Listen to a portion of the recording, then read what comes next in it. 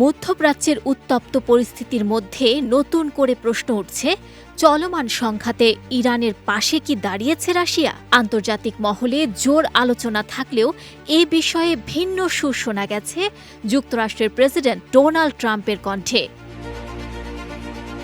সংবাদ মাধ্যম the Telegraph বলছে, ট্রাম্প জানিয়েছেন ইরানকে রাশিয়া সরাসরি সামরিক সহায়তা দিচ্ছে, এমন কোনো নির্ভরযোগ্য তথ্য তার কাছে নেই।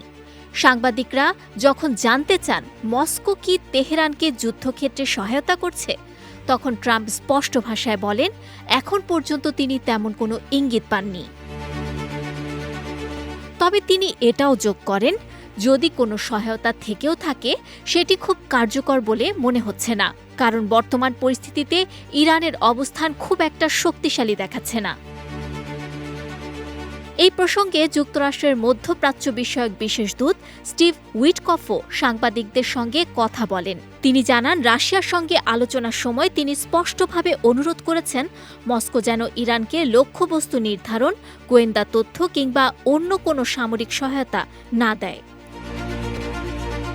রাশিয়া সত্যি এমন সহায়তা দিচ্ছে কিনা এমন প্রশ্নের জবাবে উইটকফ বলেন, তিনি আশা করেন রাশিয়া এ ধরনের কোনো পদক্ষেপ নেবে না। অন্যদিকে একই দিনে মধ্যপ্রাচ্যের সংঘাতে নিহত ৬ মার্কিন সেনার পরিবারের সদস্যদের সঙ্গে সাক্ষাৎ করেছেন প্রেসিডেন্ট ট্রাম্প। এ উদ্দেশ্যে তিনি ফ্লোরিডা থেকে ডেলাওয়্যার অঙ্গরাজ্যের ডোভার এয়ারফোর্স ঘাঁটিতে যান এবং দেশে ফেরানো সেনাদের মরদেহ গ্রহণের সময় তাদের পরিবারের প্রতি সমবেদনা জানান।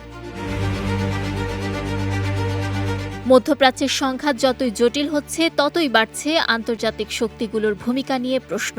তবে আপাতত ওয়াশিংটনের দাবি, ইরানকে রাশিয়ার সরাসরি সহায়তার কোনো নিশ্চিত প্রমাণ এখনো সামনে আসেনি। নুসরাত আহমেদ, বিজয় টিভি, নিউজ ডেস্ক।